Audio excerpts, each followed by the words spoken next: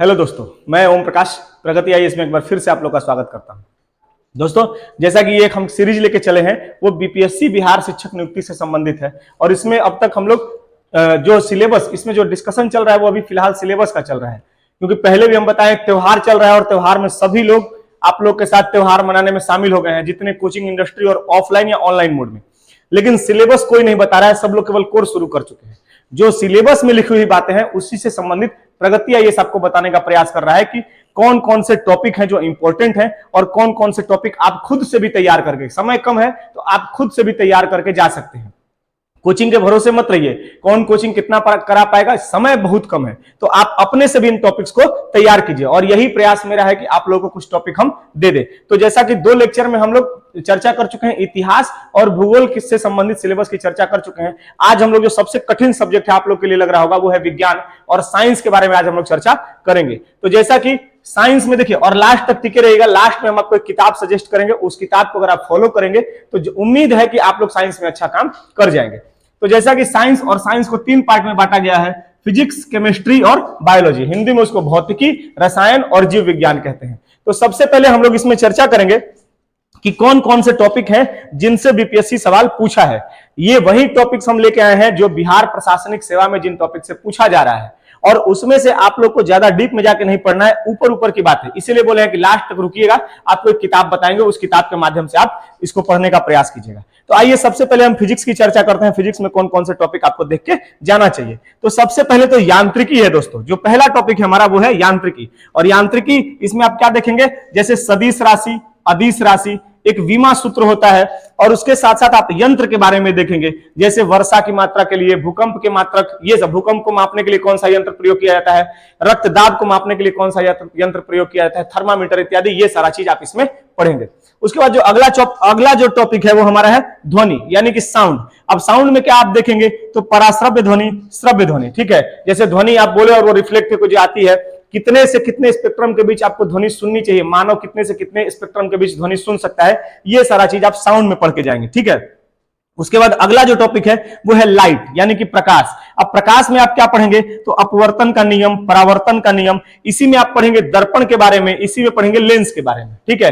कि जैसे, और इसमें क्या पढ़ेंगे, जैसे नेत्र दोष से संबंधित जो बीमारियां होती है उसमें कौन सा लेंस यूज किया जाता है, ठीक है। दाढ़ी बनाने के समय कौन सा जो है वो आप मिरर यूज करते हैं, ये सारा चीज। कार के पीछे कौन सा शीशा लगा होता है जिससे आप पीछे आने वाली गाड़ियों को देखते हैं। तो ये सारा चीज आप प्रकाश वाले चैप्टर में आप खुद से तैयार कर लेंगे। उसके बाद है गुरुत्वाकर्षण।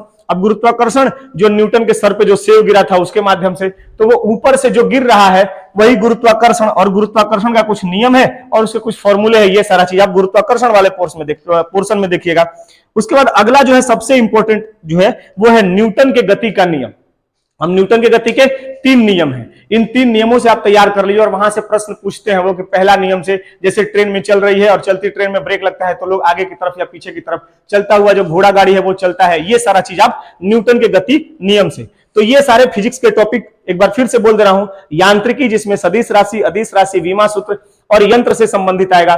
ध्वनि जो है उसमें पराश्रव्य ध्वनि, श्रव्य ध्वनि। प्रकाश उसमें अपवर्तन, परावर्तन, दर्पण और लेंस, ठीक है। अगला है गुरुत्वाकर्षण, उसके बाद है न्यूटन का गति नियम। एक और देख लीजिएगा, आर्किमिडीज का सिद्धांत को पूछते हैं, तो उत्प्लावन फोर्स जो है उससे संबंधित आर्किमिडीज का सिद्धांत। इससे अगर इतना आप टॉपिक तैयार करके जाएंगे तो उम्मीद है और भरोसा है मुझे कि एक भी फिजिक्स का प्रश्न आपका नहीं छूटेगा। ये हम अपने जो मेरा जो रहा है, जो तरीका, जिस तरीके से हम बीपीएससी में करते हैं उसी तरीके से आप लोग को भी बता रहे हैं। हम पिछले लेक्चर्स में भी बोल चुके हैं और यहां भी बोल रहे हैं, और उम्मीद है देखिएगा आप लोग एग्जाम में आप लोग को बहुत फायदा होगा।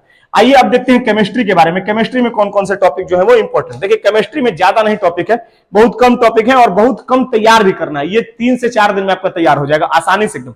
ये पूरा साइंस जो है अगर आप मेहनत कर देंगे तो 10 दिन में तैयार हो जाएगा एकदम से, और जबरदस्त तरीके से। केवल आपको ऊपर ऊपर हल्का हल्का पढ़ना है। अब देखते हैं समस्थानिक, इसको कहते हैं आइसोटोप्स, ठीक है। उसके बाद संभारिक आइसोबार्स। तो समस्थानिक आइसोटोप्स, संभारिक आइसोटोप, जैसे कार्बन के आप सुने होंगे, कार्बन का अलग अलग प्रतिरूप होता है, उसी तरीके से अलग अलग ऑक्सीजन के होते हैं, हाइड्रोजन के होते हैं ना, जैसे हाइड्रोजन होता है, ड्यूट्रियम, ट्राइट्रियम, ये सारा चीज यही पढ़ना है आपको इसमें। उसके बाद देखेंगे एसिड, बेस और सॉल्ट, ठीक है, अम्ल, क्षार और लवण।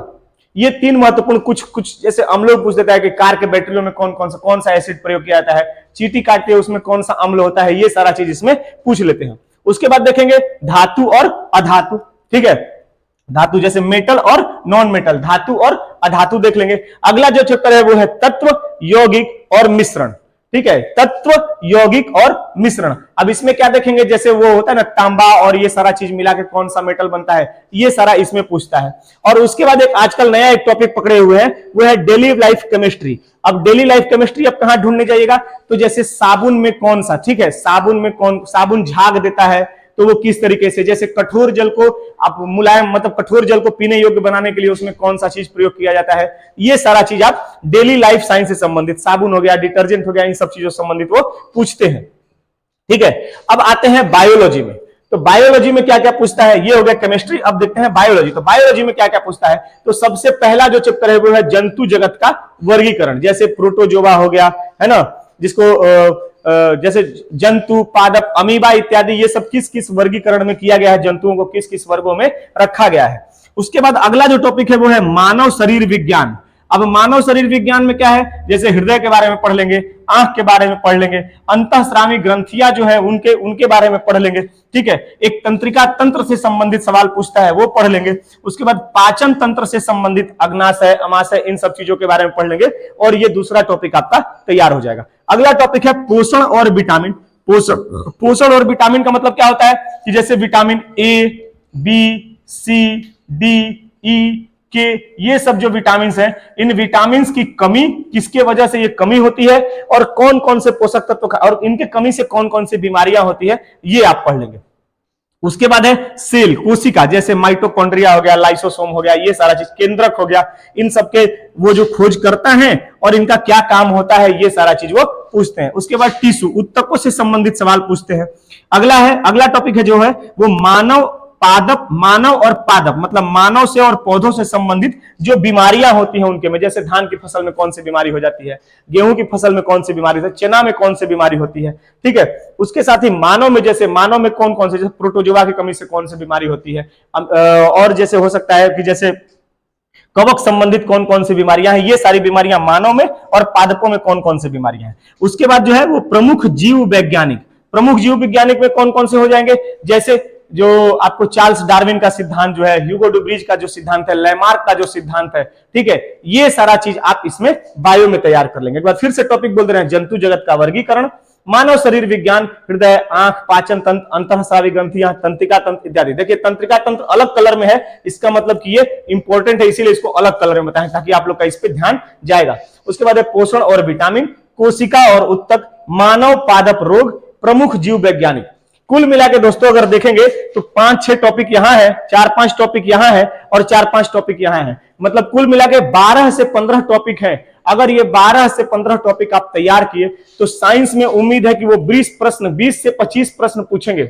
और मेरा भरोसा है अगर आप इन टॉपिक से अगर तैयार करके जाएंगे तो अगर 20 प्रश्न पूछता है तो 15 से 18 आप आसानी से कर लेंगे, अगर 25 पूछता है तो 20 से 22 प्रश्न आपका आसानी से हो जाएगा। और अगर जो साइंस तैयार करके जाएगा उसी का रिजल्ट होगा, आप समझ लीजिएगा, क्योंकि ये ऐसे टॉपिक हैं जो बिहार में बहुत कम लोग इस पे ध्यान देते हैं और जिसका मजबूत होगा वो इसमें बाजी मार ले जाएगा। तो आप इन टॉपिक को करने का प्रयास कीजिएगा, उम्मीद है कि आप लोग इसको तैयार करेंगे। अगर नहीं भी कर पाएंगे तो हम आप लोग से बोले हुए कि हम खुद इस पे फ्री में, आप लोग की कोई चार्ज नहीं लेंगे और फ्री में आप लोग के लिए वीडियो उपलब्ध कराएंगे इन सभी टॉपिक्स पे।